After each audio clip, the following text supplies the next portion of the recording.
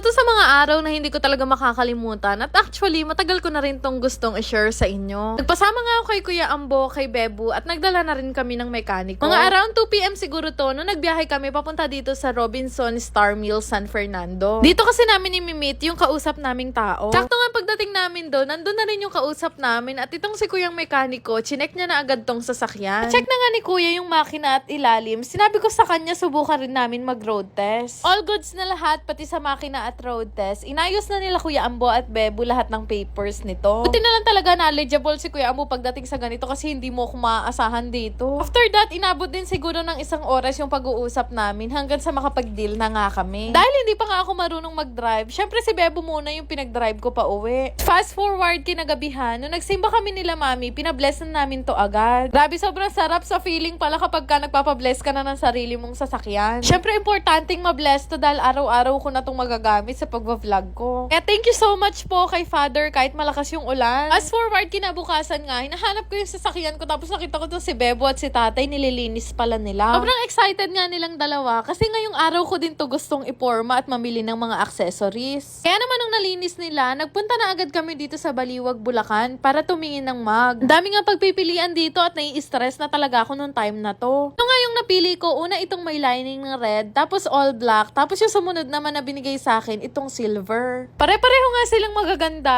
pero ito yung napili ko, yung may lining na red para magmukha siyang maangas. Nai-excite na nga ako kasi sa buong buhay ko, syempre first time ko lang mamili ng mga ganitong bagay. Ganito pala yung feeling kapag ka namimili ka na ng sarili mong gamit. Dati kasi sinasamahan ko lang yung tatay ko sa mga ganito. Nung nailagay na nga yung mugs, kinagabihan naman, dumating na yung mga in-order kong body kits. Nagpa-home service na lang ako at in-order ko na lang lahat ng accessories para isang kabitan na lang lahat. Pero actually, hindi ko talaga alam kung anong mga tawag sa mga yan. Buti na lang talaga tinutulungan ako nitong si Bebu. Mga around 8 PM na siguro to pero nandito pa rin sila kuya. In-order ko nga yung front, back, and side na body kit. Tapos nag-order na rin kami ng itim na garnish kasi meron din yung shop nila. Magandahan nga, ang bilis lang gumawa nila kuya dahil 3 naman sila. Hindi pa nga nalalagay lahat at hindi pa natatapos pero ang gandang-ganda na ako sa nagiging resulta. Medyo masakit nga lang sa bulsa kaya kailangan pag-ipunan ng bongga. Pero alam nyo ba, napakasarap pala sa feeling kapag nabibili mo na yung mga bagay na gusto mo. Alam nyo yun, yung parang nakikita nyo yung progress ng mga pinaghihirapan nyo. Kahit medyo mabagal, pero at least umuusad pa rin. Kaya naman sobrang thankful ko talaga kay nanay at tatay dahil tinuruan nila akong maging independent sa buhay. Syempre, hindi ko naman talaga in-imagine dati na sa ganitong edad ko magkakaroon na ako ng sariling sasakyan. Kaya naman sobrang thankful ko talaga sa mga taong nagtiwala at naniwala sa akin, lalo na si Bebu.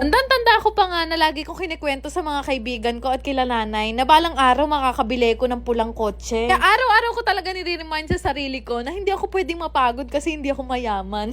Thank you Lord kasi hindi na ako magko-commute at hindi na rin ako makikisilong kapag umuulan dahil meron na ako sariling sasakyan. Higit sa lahat, nagpapasalamat talaga ako dito sa taong to. Alam nyo ba guys na wala akong kaalam-alam sa pagdadrive. Bike lang talaga ang kaya kong i-drive. Kaya naman sobrang thankful ako kay Bebo kasi pinagtiyagaan niya talaga ako hanggang sa matuto akong mag-drive. At least may kapalitan na siya kapag pagod na siya mag-drive. Pero isa lang naman talaga yung gusto kong sabihin sa inyo. Huwag kayong mapapagod mangarap hanggat may isang taong naniniwala at sumusuporta sa inyo. Kaya naman sobrang thankful ako sa inyong lahat. Pero alam nyo ba guys, meron pa akong isang problema. Pwede nyo ba akong tulungan kung ano yung ipapangalan ko sa sasakyan? Mag-suggest lang kayo ng name at yung mapipili ko, bibigyan ko ng 300 pesos Gcash. Isa tong laro na to sa mga nakatulong para makabili ko ng sasakyan. Kaya naman kung gusto mo rin laruin to, mag-register ka na gamit ang inyong mga mobile number, mag-create ng password at yung OTP na marireceive nyo. Ganun lang kasimple mag-register at magkakaroon ka na agad ng account dito sa Phoenix Game. Pero syempre, bago ka makapaglaro, kakailanganin mo muna mag-cash in. 100 nga yung minimum, tapos ang maximum naman ay 30,000. Once makapag-cash in ka na, pwede ka na rin maglaro. Maraming ang mga madadaling laro dito, kagaya nitong color game. Sobrang daling laro na para ka lang talagang nagpeperya, pero ang kaibahan, di mo na kailangan lumabas. Yung unang round pa nga lang, tinayaan ko na yung yellow at red. O di ba sobrang dali lang? Kasi nung unang taya ko palang nanalo na agad ako. Pero syempre, paminsan-minsan natatalo din ako. Pero ngayong araw, nagulat talaga ako kasi nagsunod-sunod yung swerte ko. Bawat bagsak kasi ng dice, meron akong kulay na natatayaan. Minsan nga nagdodoble at triple pa kaya nanalo ako ngayon ng 2,800. Grabe, sobrang daling laro nito guys na pwedeng-pwede nyo talagang pagkakitahan. Kaya naman kung gusto nyo ring laruin to, ilalagay ko na lang yung link sa comment section at i-download nyo na rin. Nung malaki-laki na nga rin yung napanalunan ko, naisipan ko na rin mag-cash out. Sobrang dali lang rin mag-cash out, ilalagay nyo lang naman yung GCash information nyo. Syempre yung amount na ika-cash out nyo. Tapos ilang minuto lang naman makaka-receive na kayo ng text galing sa GCash. Kaya naman, laruin nyo na rin tong Phoenix game.